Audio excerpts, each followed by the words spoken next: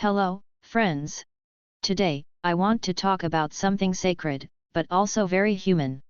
Something we often overlook in our busy lives. The quiet but clear ways that God shows up, especially when we feel most unsure if we are even worthy of help. And let me just say this up front, I don't believe in a version of God that's only present when life is tidy. I believe in a God who rolls up sleeves and sits with us in the messy, in the I don't know what I am doing, and in the heartbreak. So, let's explore together 6 clear signs God is helping you even if it doesn't look the way you expected. We often think God's help is in the yes. But sometimes, the no is divine. That relationship that didn't work out? The job that slipped through your fingers? Maybe it wasn't rejection, it was redirection. God's help sometimes looks like discomfort today to protect us from devastation tomorrow. That closed door might just be grace in disguise. Have you ever had someone say exactly what you needed to hear and you didn't even know you needed it? God often uses people to deliver care. A phone call, a mentor, a stranger's kindness. Divine help shows up in conversation, connection, and community. Vulnerability opens us to this kind of grace. Don't underestimate what happens when you're willing to be seen. Let's talk about resilience. Not the gritty, teeth-clenching version, but the quiet, sacred strength that gets you out of bed when you want to give up. That internal push, that whisper of, "You've got this." That's God. Not in lightning bolts, but in the steady heartbeat of courage. Sometimes divine help sounds like your own voice finally believing in yourself. This is one of my favorites. You're in a storm. Everything around you is a mess, but inside, there's stillness. A moment where you exhale and know, somehow, I'll be okay. That kind of peace? That's not manufactured. That's not performative. That's holy. That's God holding space for you in the middle of life's wild uncertainty. You get a feeling. A pull to call someone. A hesitation before making a decision. That intuitive voice? That might just be the divine whispering truth. God often works through our intuition, not loud, not obvious, but persistent. The more we listen, the more we recognize it. If you've ever walked through something that nearly broke you and later, found yourself comforting someone else with the wisdom you learned, then you've experienced this. God helps us through pain, not around it. Your healing, your scars, your survival story, they're not just proof of pain. They're proof of presence. You didn't walk it alone. So often, we're waiting for a miracle, when the miracle is already happening in the form of people, peace, strength, timing, intuition, and healing. God's help doesn't always shout. Sometimes, it whispers. It breathes with us. It waits with us. And maybe the bravest thing we can do is slow down enough to recognize it. Would you like a shorter version or want this adapted into a presentation or social media post? There's this deeply human assumption we all carry that help, when it comes, will feel like a warm blanket on a cold night. That it will arrive with clarity, ease, and maybe even a little bit of relief. We like to imagine divine intervention as something obvious, something that makes us feel better right away. But the truth is, more often than not, help doesn't always look like help. In fact, some of the most profound ways that God supports us come wrapped in discomfort, disruption, and what feels a whole lot like loss. Let me say something you might not hear in Sunday school or see stitched on a pillow. Sometimes God's greatest kindness is a closed door. And I know, that sounds counterintuitive. We think if something doesn't work out, it must be a failure. If we lose a job, it must be punishment. If we go through heartbreak, we must have done something wrong. We're so used to measuring success, blessing, and even spiritual support by how smooth the road is, that when things start to fall apart, we don't recognize that they might actually be falling into place. This idea that help can feel like hurt at first requires emotional maturity and spiritual depth to even begin to hold. Because when you're in the thick of it, when the pain is raw and the questions are bigger than the answers, it's really hard to see a closed door as grace. It feels more like abandonment. It feels like silence. And that's the tricky part of growth. It rarely announces itself.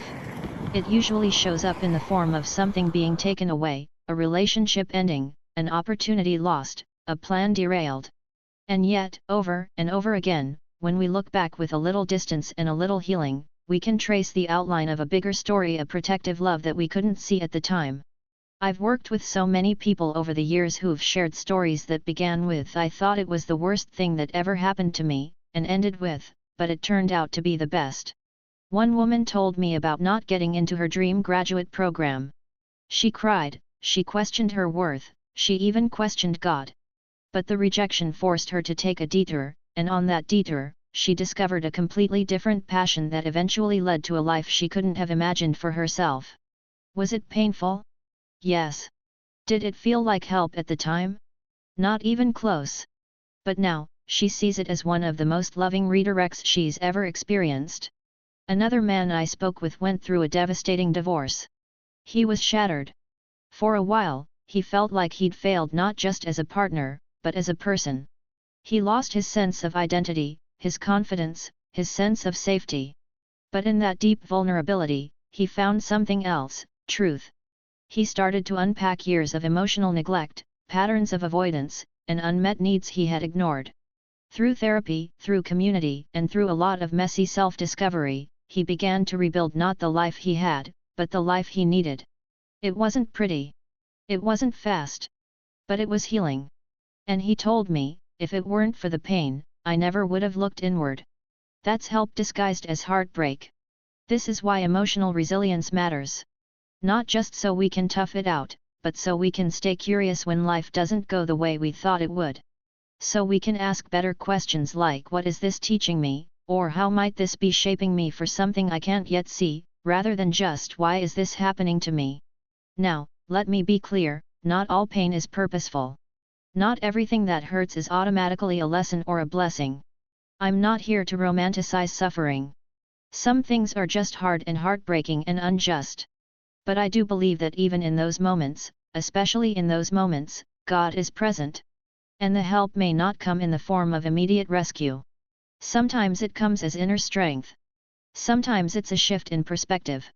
Sometimes it's simply the quiet knowing that we are not alone, that even in our mess, we are still worthy of love, of guidance, of grace.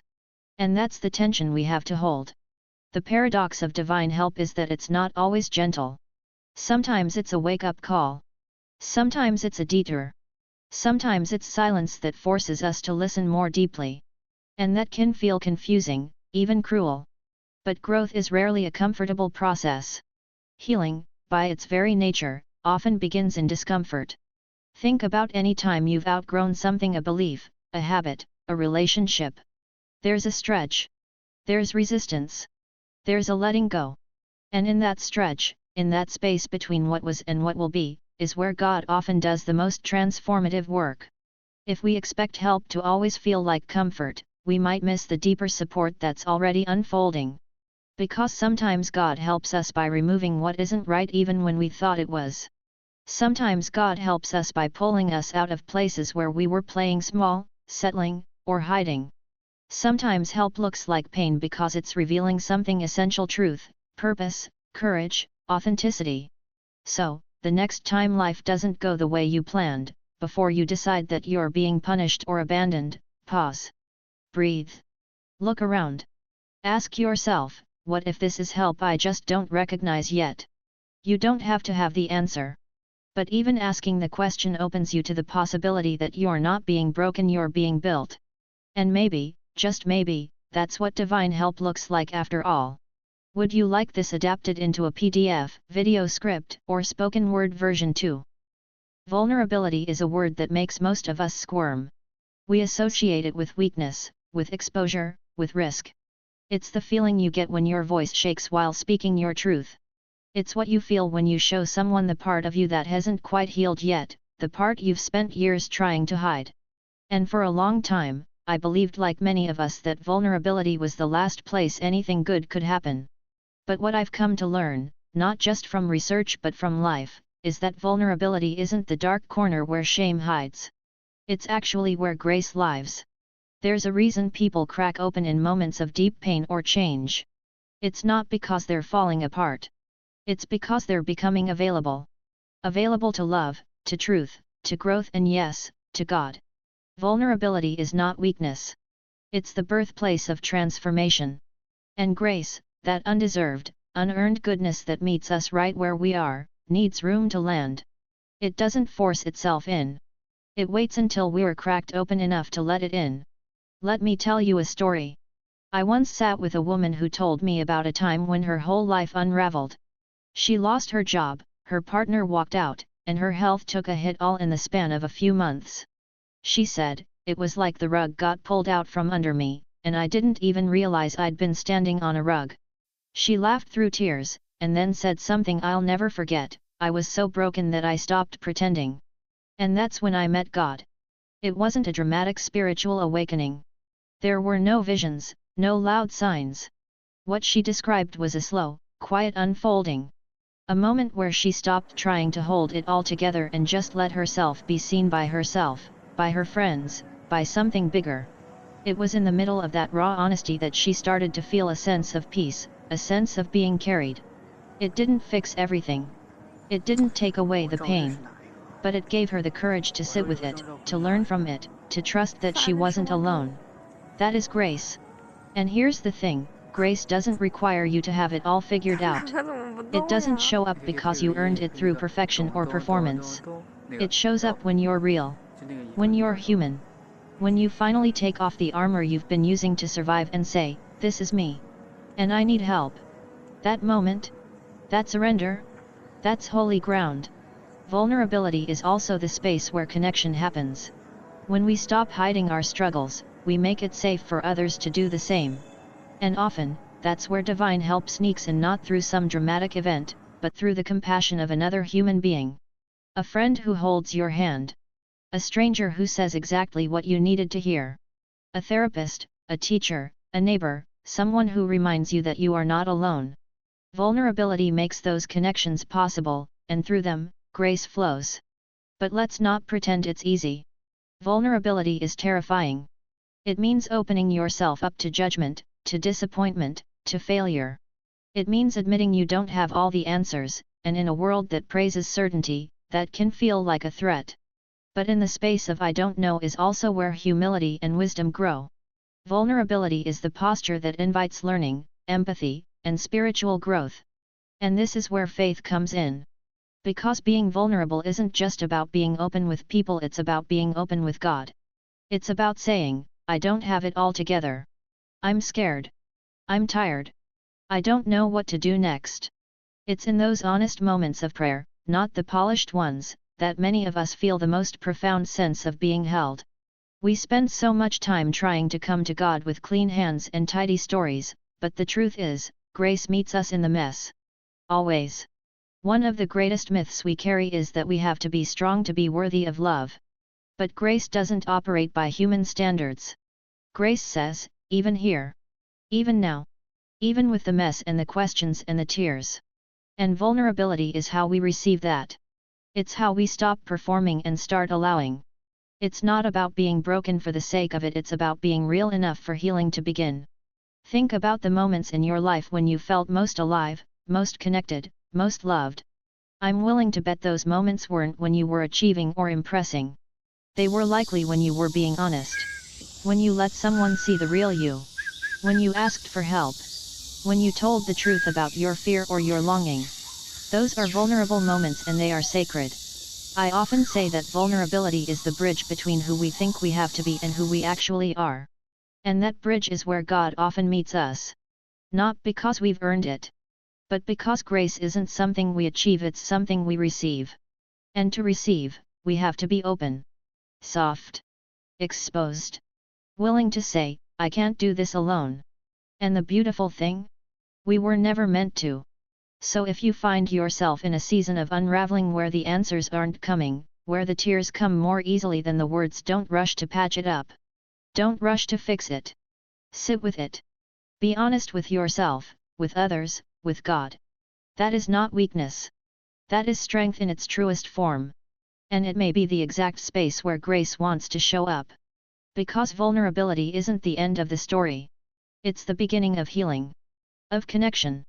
Of a deeper, richer relationship with the divine. It's the doorway, not the destination. And if you're standing in that doorway right now, just know you're not alone. You're exactly where grace lives. Would you like me to turn this into a script or visual presentation next? There's something deeply powerful about the way we find each other, how, In moments of uncertainty or struggle, someone reaches out, or shows up, or says just the right thing. And maybe it feels small at the time. A simple text. A shared silence. A hand on your back. But later, you look back, and you realize, that wasn't random. That was connection. And sometimes, connection is confirmation that God is near. We often look for signs from above, something big, something unmistakable, something that would make it impossible to doubt. But more often, I've found, those signs come through people. Through moments of presence, of being seen, of being heard. It's not thunder and lightning, it's the friend who says, "You're not crazy, and you're not alone." It's the stranger who offers help without being asked. It's the person you haven't spoken to in months who suddenly pops up with a message that lands exactly when you need it most. That is more than coincidence. That's connection. And connection is one of the clearest, most human ways that divine help gets delivered. We are wired for connection. It's not just emotional, it's spiritual. Every major spiritual tradition, every human experience of faith, comes back to one truth: we are not meant to do life alone. And when you find yourself in a moment of doubt, or loss, or pain, and someone shows up to walk with you, that's not just kindness. That's confirmation. That's God saying, "I see you. I haven't forgotten you. I'm working through the people around you." One of the things I've learned through both research and life is that shame thrives in silence. When we are struggling, our instinct is often to pull away, to isolate, to keep it together on the outside while we fall apart on the inside. But the moment we break that silence and share even just a little bit, we create space for healing. We create space for connection. And in that connection, grace flows. Sometimes healing doesn't begin with the perfect words or solutions. Sometimes it starts with someone sitting beside you, holding space for your story. Listening without trying to fix. Just being there. That presence is sacred. I remember a woman who once told me about a time when she was going through a deep depression. Everything in her life looked fine from the outside, but inside, she was barely holding on.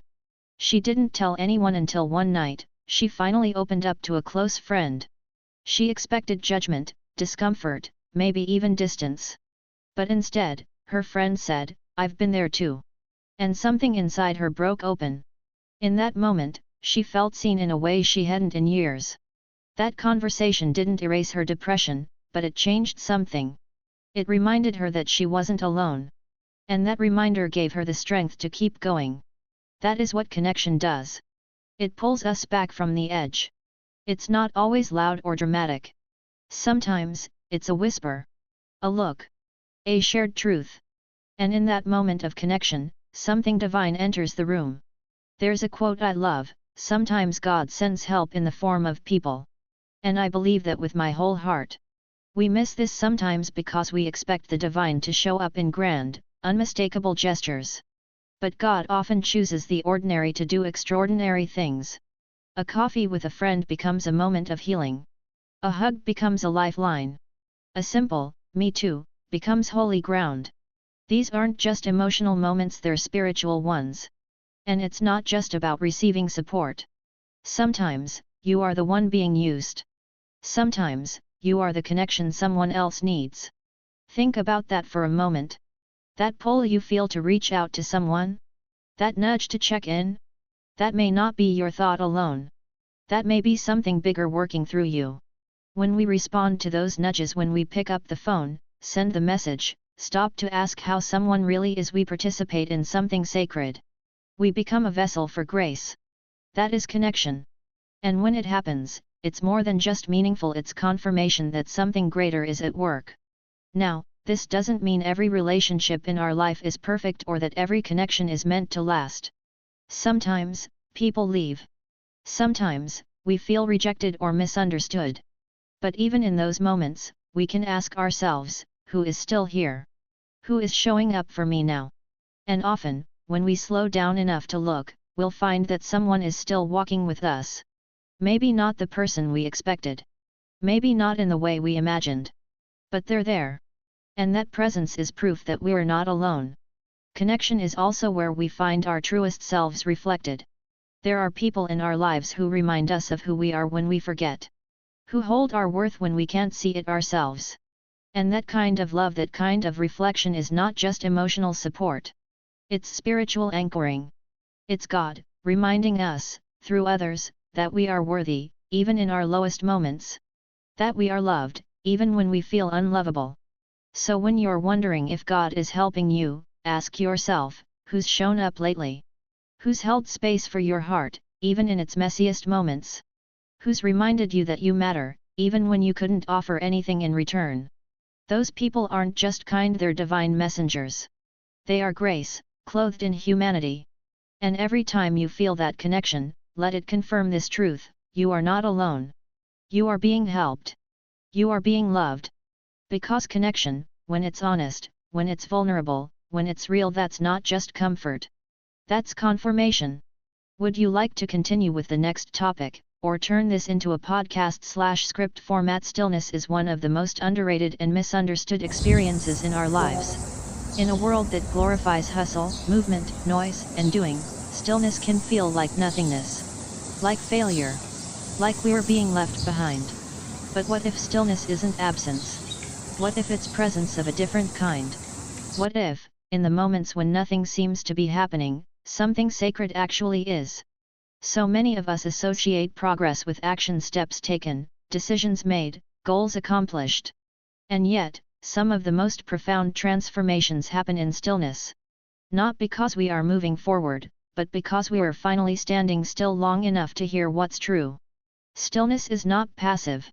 It is active presence. It's the quiet space where clarity begins to form, where emotions begin to surface, and where, very often, divine help begins to make itself known, not through loud signs, but through a whisper, a feeling, a sense that we're not alone.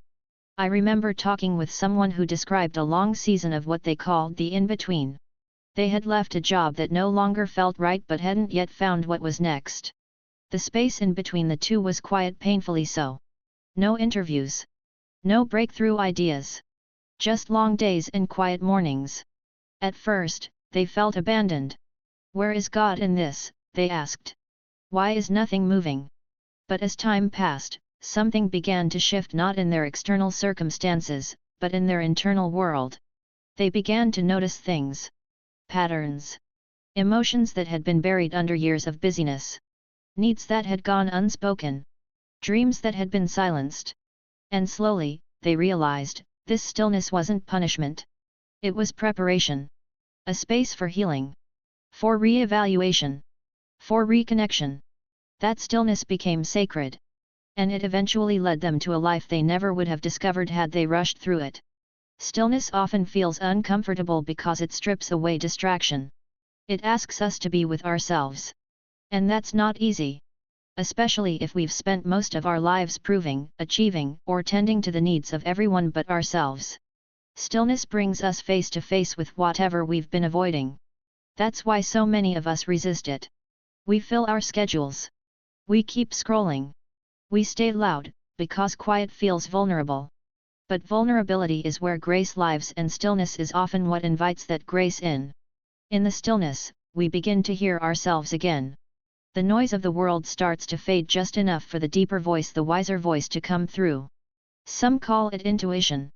Some call it the Holy Spirit. Some just call it clarity. But whatever name you give it, it's real. And it's hard to hear it when we're rushing. That voice rarely yells. It waits. It speaks in the quiet moments, when we're finally listening. And when it comes, it doesn't always bring answers, but it often brings peace. Stillness is also where we often meet God in a new way. Not the God we were taught to fear or impress, but the God who simply wants to be with us. No pressure. No performance. Just presence. When we let ourselves be still, we create space for that kind of connection. A connection that doesn't demand we fix ourselves, but simply invites us to come home to ourselves. To breathe. To let go. To be. There's a quiet intimacy in that space that can't be found in busyness. And sometimes, that stillness is the answer. Not because it fixes the problem, but because it reminds us we're not alone in it. But let me be honest, stillness is often misunderstood as stagnation. Especially in a culture that equates worth with productivity. If you're not moving, building, creating, or succeeding, you must be falling behind. But that's a lie. Growth doesn't always look like forward motion. Sometimes it looks like deepening. Like grounding. Like sinking roots before the next season of growth. Think of nature. Before the bloom comes the rest. Before the harvest comes the waiting. We forget that dormancy is a season too. And it's not wasted. It's essential. There's something deeply humbling about stillness. It asks us to stop trying to control everything. To stop striving. To trust. And that trust, that letting go, is where faith deepens. It's one thing to believe in God when everything is moving. It's another to believe when nothing is. When the doors are closed. When the answers aren't coming. When all you have is silence. And yet, that silence often holds the presence we need most. Not loud. Not flashy. Just steady. Just there. I've heard countless stories of people who, in their most still and uncertain moments, felt the most profound sense of divine nearness. Not in ways they could explain, but in ways they could feel. A calm they couldn't understand. A softening. A strength rising from somewhere deep inside. That's not nothing. That's not just emotional coping. That's sacred. That's the signal. Stillness is a signal that something is happening under the surface, in the soul. It's a sign that you are being given space to heal, to recalibrate, to reconnect. It's an invitation to stop proving and start receiving. To stop asking what's next and start asking what's true. To make room for presence, for grace, for God. And if you're in a season right now where everything feels quiet, where life feels paused, and you're tempted to believe that nothing is happening, I just want to say this: maybe this stillness is a signal. Maybe it's not punishment. Maybe it's protection. Maybe it's preparation. Maybe it's grace, arriving without noise or fanfare, waiting patiently for you to notice. You don't have to force clarity in this space. You don't have to rush the next step. Let the stillness be what it is. Let it hold you. Let it teach you. Let it be enough. Because sometimes, when nothing seems to be moving, the most important things are finally starting to grow. Would you like to continue with the final section next, or would you like me to compile these into a single piece? If this spoke to your heart, don't forget to like, share, and subscribe. I'm so grateful to have you here. Thank you for watching, and until next time, stay open, stay honest, and remember, you're not alone.